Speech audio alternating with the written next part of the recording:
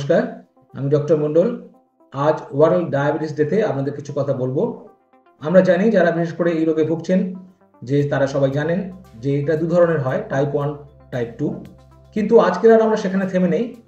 আমরা জেনেটিক টেস্টিংয়ের মাধ্যমে আমরা আরও অনেকভাবে ডায়াগনোসিস করতে পারি।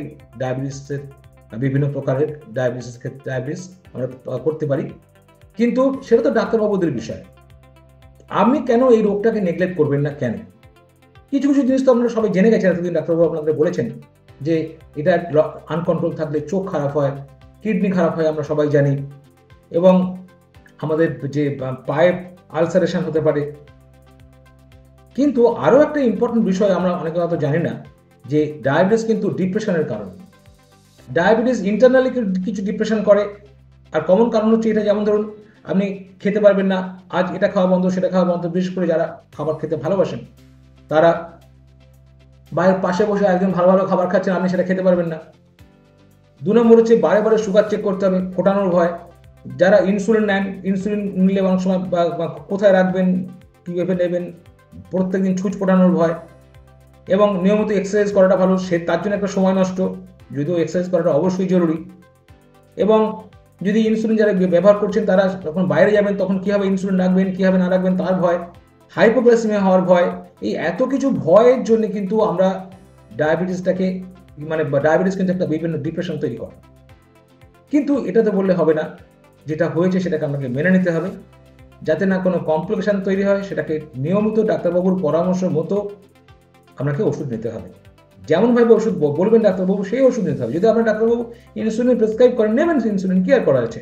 করার তো কিছু নেই, ভালো থাকতে গেলে নিতে হবে। এবং বলা হয় যে যারা ইনসুলিন নেন তাদের ক্ষেত্রে কিন্তু অনেকাংশে এই ডিপ্রেশনটা কমে যায়। এছাড়া কমপ্লিকেশনস যে সমস্তগুলো বললাম সেইগুলো, সেই সমস্ত অর্গান যাদের ড্যামেজ হচ্ছে কিনা বছরে একবার করে অন্তত সেগুলো খেয়াল রাখতে হবে। মুখের যত্ন, মুখে সাবান টাবান ক্রিম অনেক আমরা মাখি, কিন্তু ডায়াবেটিক পেশেন্টদের ক্ষেত্রে আমরা আরও বেশি যত্ন নিতে বলি পায়ের যত্নটা খুব ইম্পর্টেন্ট। ক্রিয়েটিনিন নিয়মিত দেখা উচিত। এবং সবচেয়ে বড় কথা এটা বলা হয়, তাদের সুগার কন্ট্রোল তাদের কি ভালো থাকে যারা এখানে নিয়মিত বাড়িতে সুগার চেক করেন, শুধু ল্যাবরেটরিতে না, বাড়িতে নিয়মিত যারা সুগার চেক করেন। এবং বাড়িতে সুগার চেক করার নিয়ম এখন একটু বদলে গেছে, আমরা একটু বদলে ফেলেছি। আগেকার অনেকেই জানি যেমন ফাস্টিং, পিপিআর, HbA1c, এটাই আমাদের এতদিন পর্যন্ত ছিল না, আমরা মাপতাম এইভাবে। কিন্তু আজকে কিন্তু আমরা সেভাবে ভাবে না, সারা দিনের মধ্যে আমরা সুগার মাপ কেমনভাবে ফ্লাকচুয়েট করছি সেটা আমরা দেখা আমাদের প্রয়োজন আছে। সেটা ফাস্টিং ধরুন, তারপরে ব্রেকফাস্টের 2 ঘন্টা পর, এবং লাঞ্চের আগে ঠিক, লাঞ্চের 2 ঘন্টা পর, ডিনারের ঠিক আগে, ডিনারের 2 ঘন্টা পর। আর একদিন যদি আপনি রাত্রে 2টোর সময় কোনো কারণে জেগে ওঠেন, একবার রাত 2টো বা 3টের সময় আরেকবার সুগার চেক করবেন। এই মোট 7-8টা রিপোর্ট রিডিং নিয়ে আপনি ডাক্তারবাবুর কাছে আসবেন, তবে আমাদের সুবিধা হবে যে ঠিক মতো আপনার প্রেসক্রিপশন করার বা ওষুধের ডোজটা অ্যাডজাস্ট করার। যাই হোক, ভালো থাকবেন। রোগটা নিয়ে চিন্তা করার কিছু দরকার নেই, চিন্তা করে তো কিছু লাভ নেই। যেমনভাবে যে সমস্যাটা হয়েছে ওকে আমরা ওভারকাম করতে হবে, ওষুধ নিয়েই ওভারকাম করতে হবে, ওষুধ নিয়েই আপনাকে ভালো থাকতে হবে। ফলে এই রোগটা যেহেতু অনেক কিছু কমপ্লিকেশনস করে, যখন কমপ্লিকেশন শুরু হবে তখন কিন্তু আর রিভার্ট করা যাবে না।